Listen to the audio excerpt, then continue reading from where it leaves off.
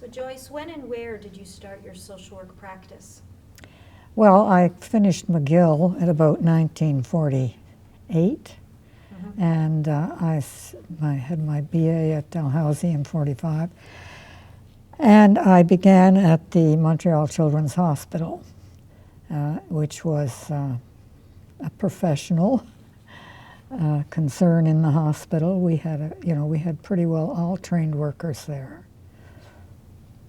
And where did you go from there? From there, I moved to Ottawa and began a long, long time with the child welfare system. So what was your primary area of practice then? Well, I think I'd say children, because my medical situation in Montreal was in a children's hospital, and when I moved to Ottawa, I was involved with the Children's Aid Society. So there was a concentration on children and families all through my career. And so can you tell me a little bit about your career at CAS then? Well, it's a very lengthy one. I started out as a social worker in the field. I was, I think, involved. I'm not sure whether I was involved with unmarried mothers in the beginning or whether that was further along. But the thing that was very interesting about Children's Aid is that you had a variety of experiences in different areas of the service, and certainly unmarried mothers service was one that I was involved with, and then children in care, which was perhaps the longest term. What we call protection workers in those days, to a degree with the unmarried mother service, you were involved in a protection kind of thing. But I didn't work directly with families. Other than that, if you had children in care, obviously you had families to deal with. And where did you, now you moved up as well? I did. I became a supervisor in unmarried mother service, and then a supervisor in children in care, and then a director of care at Children in Care, and eventually associate director of the agency. At one point in my career, the director was fired, and I was assistant at that point and had to take over the very following day, which is the way they did firings in those days. So I remained about 9 months as a director of the agency. I chose not to apply to become director because I felt I was too old by that time and that the agency should have a younger person starting in the director's chair. But it was a very interesting kind of experience and pretty hard because we didn't have an assistant director anymore. I was the director and the assistant in one position for about 8 or 9 months. So going back to your early career, what really drew you to the profession? Well, I was thinking back to that, and I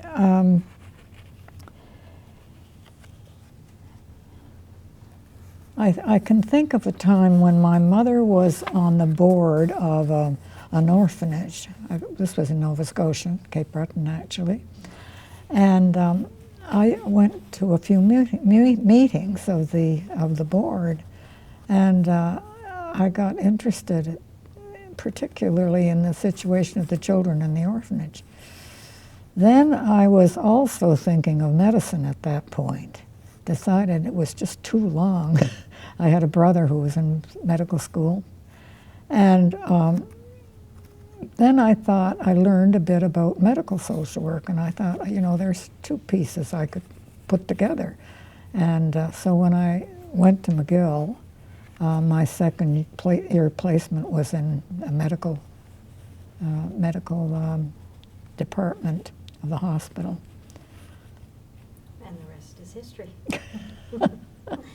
So what was it like to practice in the years prior to the professionalization of social work practice? Well, that's an interesting way of putting it. I think my first experience in the Montreal Children's Hospital was an internal piece of the hospital in which we had trained social workers, and I didn't think of it as being unprofessional.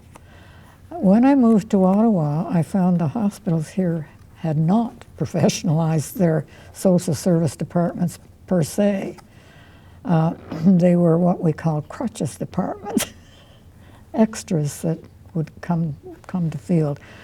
But so that was why I chose to move into the child welfare field. And we had a great mix in child welfare of professionally trained and trained on the foot, so to speak.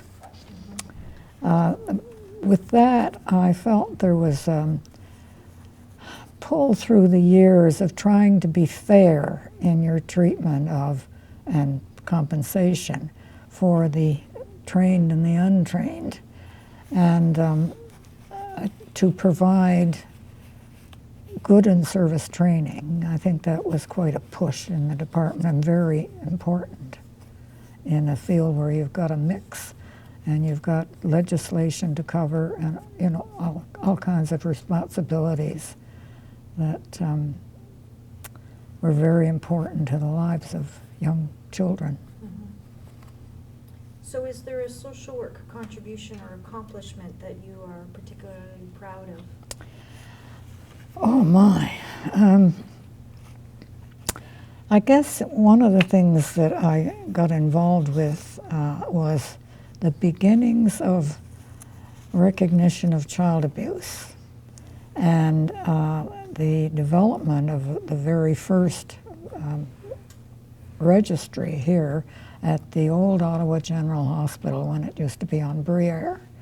And I was involved quite a lot with that because I was a supervisor at Children's Aid at the time. And the progression of the knowledge about child abuse and the acceptance of the fact that it was a factor really almost overtook everything else. And one of the things that used to bother me was that people almost always sort of forgot about straight abuse of children being very affected by dysfunctional families. Whether they were abused sexually or not was not an issue. It was the fact that the sexual abuse seemed to be the thing that took hold and people were most concerned about. And how did that change your practice? Well, I think it was a question that we wanted to make sure that workers didn't fall into the same trap as the general public in relation to the concerns about sexual abuse, and that the hallmarks of abuse were, you know, more than that, mm-hmm. that there were other issues in families that needed to be just as important. So the next question is, given what you know now, is there anything you would have done differently in your career if you could go back? Well, if I could go back in time, even I suppose no matter when you're working in social work, there's never enough. There's never enough money to do the things that you think are the best. So that was always a challenge. We had very heavy caseloads when I was first involved in the field, you know, up to 60 and 70 cases, and one of the real horrors if you were dealing with the children in care was that once a year you had to do a provincial report, and the provincial report was due on March 31st, and I can remember vividly the whole of March you were on the road visiting the final visit of the year sort of thing, and try to capture that in your report. And on the 31st of March in that particular year, there was a lot of rain, so one of the country roads that I had 3 foster homes on, the road was disappearing in front of me as I drove down, got down to the last thing, and my wheels were sunk in mud. So I saw my last youngster there. He wasn't such a youngster, he was a teenager. And I said, I think my car is stuck. He said, don't worry, I'll get the horse and get it out. So he did. He got it, came back with a horse and dragged me out of the mud.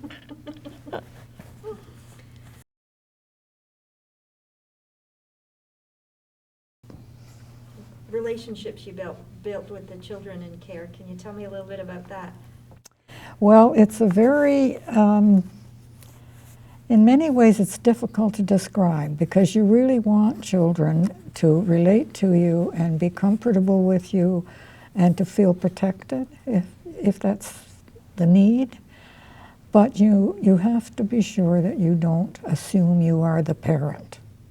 And the same sort of thing occurs with foster parents, really, that it's a very kind of delicate role where you give and you want to receive from, but you don't take it on the basis of a fully based parenthood. Children in care, you know, the best person in their life is going to be the foster home, probably. But the worker has a role too, and it needs to be able to demonstrate that with the child. So what were some of the challenges or barriers you worked to overcome, and who, if anyone, was an ally in this? Well, one of the things about child welfare, which may be self-evident, is that you are very dependent on resources in the community, whether it's the health and welfare system, the justice system, the police system, the school system. So this is one of the things that you really have to work on, even if you don't think you've got time. You know, if you've got a busy caseload on the worker basis or in the management side, it's very important to keep involvement with the community. And I feel that there were always allies in the community in those areas. But there were barriers. Often we thought it was mainly money, but it was also understanding and an acceptance of the kind of needs that we saw in the families and children we worked with. I think the needs of children are always a good bet with the public, if you know what I mean. And so it was important to keep involved with the press sometimes when you just assume not, but this was a way of the public learning more. And so if you had to take on a TV interview or some other, you know, business with radio or whatnot, that was a part of the job too. Not that easy. So any words of wisdom you'd like to share with today's social workers? Oh, goodness, that sounds like a whole day's procedure. But one thing as I've been thinking about this is that our profession is one in which we often see worker burnout. And I like to refer to the Cree wisdom about relations, a relation, so to speak. In other words, an obligation to take care of ourselves and one another. The other thing I'd like to comment on is the kind of learning experiences you get as you go on in your profession, and not to forget that you learn a lot from clients and be able to identify that with yourself. And of course others in the field, others in other agencies in the community. And I would say join the association, because one of my experiences when I was a student, or maybe my first year on the job, the association we had in Montreal at that point was the American Association of Medical Social Workers. And they chose me and one other recent graduate, to go to a conference in the States.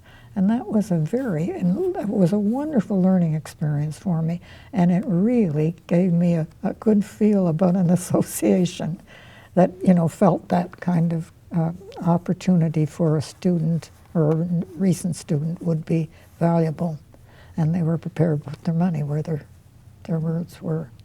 So what is it about the OASW that... Well, I think that some people will be active and, maybe head of committee, this kind of thing. But even if you are just a paying member, you indicate as a profession that you care about the whole, and that the association gives you a piece to fulfill that bill. The other thing I'd like to say is this is something I read just the other day in the paper, coming from the sports page, which I don't see very often. But the comment was, don't complain about getting old because many people never get that opportunity.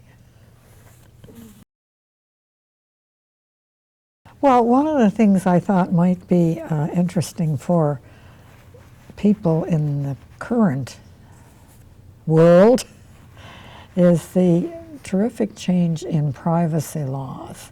When I first started in social work, in large communities, there was a usual social service exchange. And when you opened a new case in whatever of the agencies that were registered with the exchange, your case name was there in the social service exchange. So if another agency came along, they would refer to the exchange to see what the history was. This was without any knowledge necessarily of the client who was being registered or understanding of that. And by the time I came to Ottawa, there was still this going on, but it gradually died out. I mean, it wasn't a question of absolute legislation at that point. But then further along, we had always, as a child welfare agency, I guess in particular, had a lot of need to see hear about medical records, justice records, that kind of thing. And suddenly, with the privacy laws that were introduced, many of these sources were no longer easy to get to. And the extreme, as far as I was concerned, was the psychiatric information. And we had to work out the most intricate opportunities with the ROH at that point that would enable us to get information quickly, because we had the circumstances of maybe a person who was in the ROH, maybe getting ready for discharge. Could they manage their children? This kind of thing.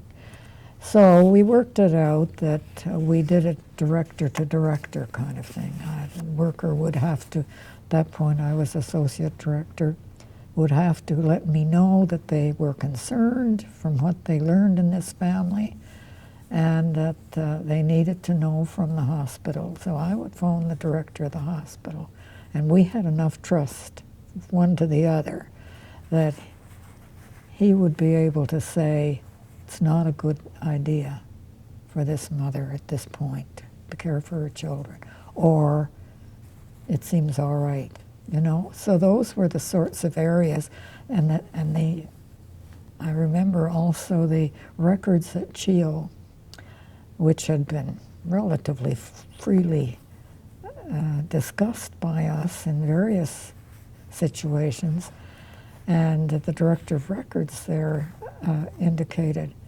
that he was going to be selective, but he was not going to put a stop on the kinds of ways in which we had worked with records.